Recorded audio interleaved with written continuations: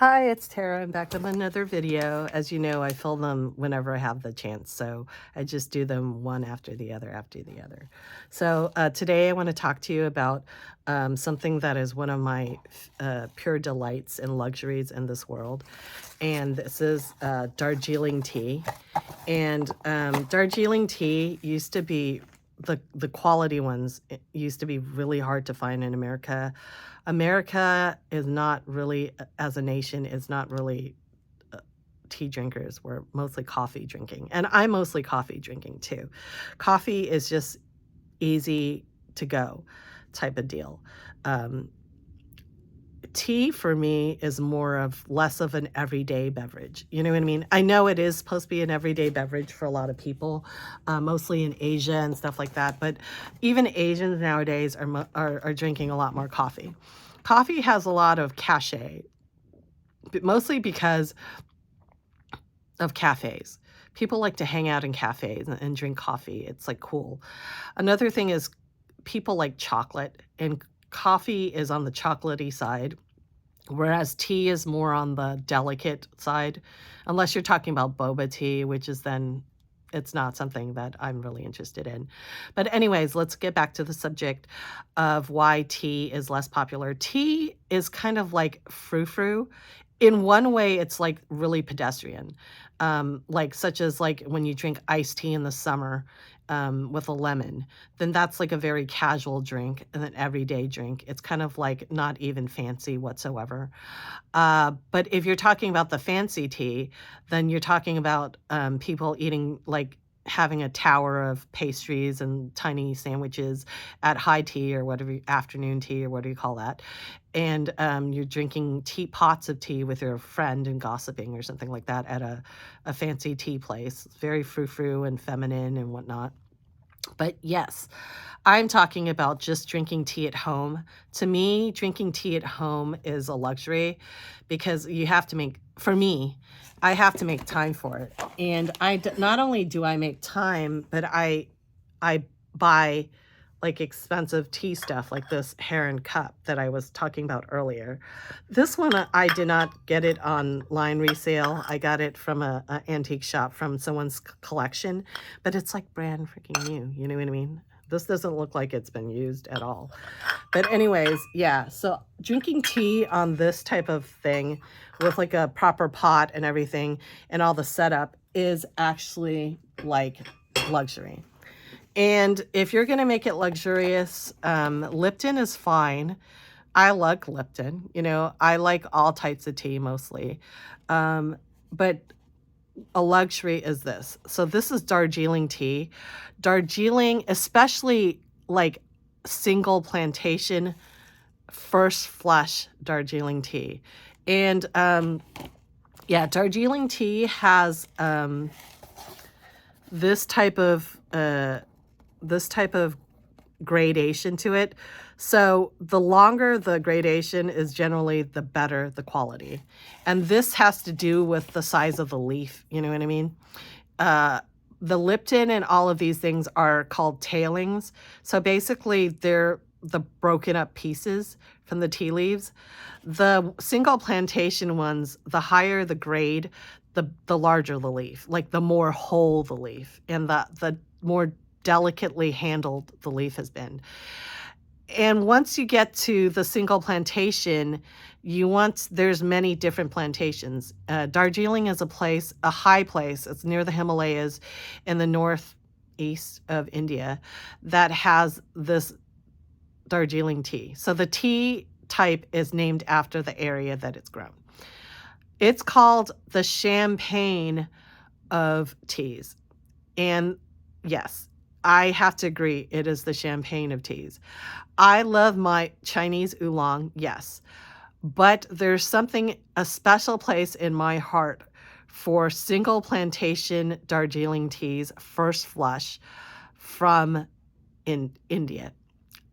These are outstanding. And this company has made it easy to get Darjeeling from India to America fast. And when I mean fast, this one I ordered like actually like several years ago. And it got here like in 4 freaking days from India. Whereas I had ordered something in New York City, uh, and it did not get to me until after that by 3 days. So, getting from India to America is faster than getting something from New York to America. I mean, I live in San Francisco, so basically it's the whole of San Francisco. But yeah, 7 days for that and 4 days for this. So it's like really fast, like shipping. And this one is cool because this company is called Vahdam Teas, and they might be pretty like famous now, because I think Oprah whatnot like said she liked them. But trust me, I discovered them before she did. And oopsie. So anyways, like this one is my favorite tea. One of my favorite plantations. This is Castleton, and this one is outstanding. Another one is Araya. They had one called First Diamond or something like that, Supreme Diamond. That one is outstanding too. So these are the tea leaves. They're not as big as oolong. They're not like balls. They're kind of a little bit twisted up and stuff like that. But they're kind of like greenish brown, and they're whole. They're not like tiny little broken tips and stuff and dust. So basically, this has one of the most delicate flavors. Another thing is first flush, second flush. My favorite season that they pick it is in spring. So the spring first flush ones are the best to me. And a lot of people don't like the spring as much as they like the second flush. Second flush is the second picking. So these trees, they can produce tea leaves 3 seasons out of the year. First is the spring picking. That's the first picking of the year. Then you have the second flush, which is the summer part. And then some of them also have the autumn flush. So to me, the autumn flush, I don't like the most. I mean, they're still superior teas, but autumn is generally not the most desirable, as by that time, the leaves have less flavor to them. Summer, the second flush, a lot of people love, especially if they like fuller body, and or fruitier flavor.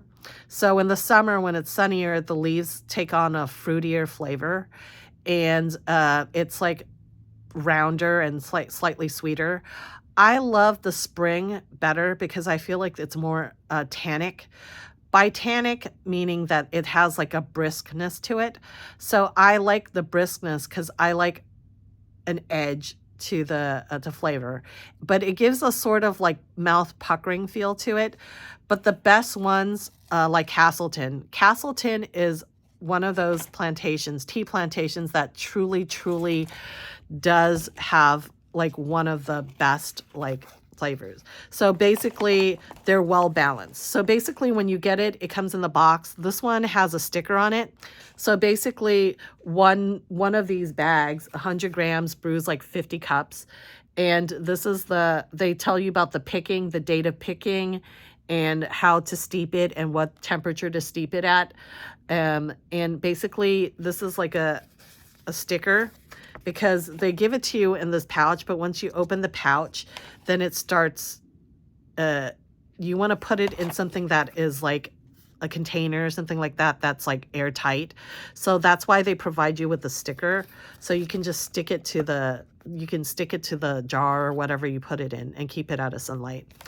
And this one is so cool because this has the Castleton. They have this brochure that tells you about the Castleton estate, and they even tell you about how many, what the elevation is. So this Castleton was established in 1865, and basically, yeah, so it was called, this tea is called muscatel tea, so it has like a type of musky flavor to it. It's not as thick feeling as like breakfast tea. So breakfast tea has a thicker feel to it. It's malty. These are not malty. These are more floral. They have floral, strong floral taste. So some people might not like it. You know, some people say it's like weaker bodied and they don't like the floral flavor because it just tastes like soap or something. But to me, I am a perfume connoisseur, and I love florals. I like drinking floral teas. I like floral soap. Yes, give me all the florals. But this is like sparkling to me. You know what I mean? It's like delicate and it like plays in your mouth. So anyways, yeah, it talks about the elevation and yeah. So it tells you who picked it. This is the person who picked it. So I don't know if they're doing these now anymore, but this was from when I bought that like a couple of years ago. And every year I buy as many boxes as I can from one shipment, and then I keep it and I drink it for like up to 1.5 to 2 years, and after that I have to replace it. And I wish I had kept the wrapper for the Araya one, the Araya Diamond. That is hard to find, and I tried to, as soon as I tasted it, I told myself, oh my God, that is the best freaking Darjeeling I've ever had in my life. No wonder it was like expensive. And it was also like, considered supreme diamond or something like that. That's the grading they put on it. So I immediately went onto the website to try to order more, and it was already sold out. So these desirable ones are just like sought out by connoisseurs. But I almost didn't want to make this video because I was like, shoot, now everyone's going to take all the stuff I want. But I just thought I would make it because basically this channel is about stuff that I like, and it's just about my views and my feelings. And if I don't record this, then basically I would be leaving out a large part of my life. And also, if someone of you starts liking, Darjeeling tea just because of me, and, that would be great, and you appreciate it, then I would have had like someone else to appreciate this. I think it's God's gift to this world. You know what I mean? Tea is outstanding for me. Of course, it's expensive, so I don't want you guys to rush out and get it and then blame me for it. But if you have a chance to do the single plantation teas, then I highly suggest you give it a try. If there's a chance that you can sample it at an American tea store, and maybe if they sell samples or something like that, or they might give out samples. I have to say that the first time I encountered Darjeeling tea, I've heard about Darjeeling tea because I was a constant reader when I was a kid. So I grew up in a poor family, and the library was kind of like my refuge because I didn't have there was no money for extracurricular activities or, hobbies or anything like that. And it would be boring at home. So I would always hang out at the library to like look at their Vogue magazines and Aspire and Imagine and stuff like that. So I would also read a lot of novels. And of course, nobody wants to read novels of misery, right? I was always reading novels that involve like shishi people, so, and one of those mentioned Darjeeling tea. And because of that, I rushed out to the Safeways, and I got like Darjeeling tea from Twinings, in the cardboard box. And I brewed it, and it was the nastiest thing, like the most astringent, mouth puckering thing ever. And I didn't realize it, but I brewed it for too long. Another thing, and it was just gross. Another thing is that, and that kind of turned me off Darjeeling tea. So, but when I was able to find a tea shop in San Francisco, that is no longer around, that sold single origin ones, and I bought it, then I got hooked. And this was like, 15 years ago. So I've been a connoisseur for this long.